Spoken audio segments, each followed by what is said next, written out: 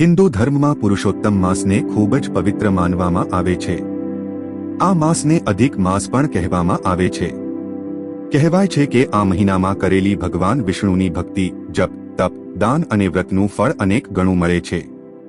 અને આ જ પવિત્ર માસમાં આવતી પદ્મિની એકાદશીનું વિશેષ મહાત્મ્ય છે.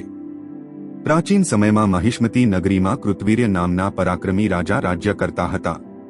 તેમના રાજ્યમાં સુખ, શાંતિ અને સમૃદ્ધિ હતી. રાજા પાસે ધન, વૈભવ, સૈન્ય અને તમામ સુખ સુવિધાઓ હતી, પરંતુ તેમના જીવનમાં એક મોટું દુઃખ હતું. તેમને કોઈ સંતાન નહોતું. સંતાન વગર રાજા અને રાણી હંમેશા દુઃખી રહેતા હતા.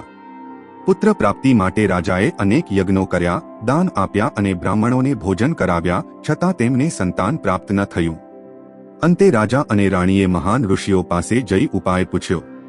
ઋષિઓએ કહ્યું કે ભગવાન વિષ્ણુની કઠોર તપસ્યા અને ભક્તિ કરવાથી તેમની મનોકામના પૂર્ણ થશે. ત્યારબાદ રાજા અને રાણી રાજમહેલ છોડીને જંગલમાં ગયા અને ભગવાન વિષ્ણુની ભક્તિમાં લીન થઈ ગયા.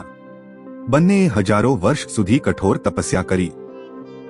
વરસાદ પડ્યો, તોફાન આવ્યા, કડકડતી ઠંડી પડી અને ભારે ગરમી આવી, છતાં તેમની ભક્તિ ક્યારે ઓછી ન થઈ. લાંબા સમય બાદ રાજાનું શરીર નબળું પડી ગયું, પરંતુ રાણીનો વિશ્વાસ ભગવાન પર અડગ રહ્યો. એક દિવસ રાણીની ભક્તિ જોઈને માતા અનસુયા પ્રસન્ન થયા. તેમણે રાણીને પદ્મિની એકાદશીનું વ્રત કરવાની રીત સમજાવી. માતાએ કહ્યું કે આ વ્રત સંપૂર્ણ શ્રદ્ધા અને ભક્તિથી કરવાથી ભગવાન વિષ્ણુ અવશ્ય પ્રસન્ન થાય છે. ત્યારબાદ રાણીએ સંપૂર્ણ નિયમ અને ભક્તિથી પદ્મિની એકાદશીનું વ્રત કર્યું. તેમણે દિવસભર ઉપવાસ રાખ્યો, ભગવાન વિષ્ણુની પૂજા કરી, દીવા પ્રગટાવ્યા અને રાતભર ભજન કીર્તન અને જાગરણ કર્યું. રાજા અને રાણીની કઠોર તપસ્યા અને પવિત્ર એકાદશી વ્રતથી ભગવાન વિષ્ણુ અત્યંત પ્રસન્ન થયા. ભગવાન વિષ્ણુ તેમના સમક્ષ પ્રગટ થયા અને કહ્યું, હે રાજન, હું તમારી ભક્તિથી ખૂબ પ્રસન્ન છું. માંગો શું માંગો છો? ત્યારે રાજાએ ભગવાન પાસે અજેય અને પરાક્રમી પુત્રનું વરદાન માંગ્યું. ભગવાને તથાસ્તુ કહી આશીર્વાદ આપ્યો. થોડા સમય પછી રાણીના ગર્ભથી એક દિવ્ય અને શક્તિશાળી પુત્રનો જન્મ થયો, જેનું નામ કાર્તવીર્ય અર્જુન રાખવામાં આવ્યું. કાર્તવીર્ય અર્જુન ખૂબ જ શક્તિશાળી અને પરાક્રમી બન્યા. કહેવાય છે કે તેમણે પોતાના પરાક્રમથી રાવણને પણ યુદ્ધમાં હરાવ્યો અને કેદ કર્યો હતો.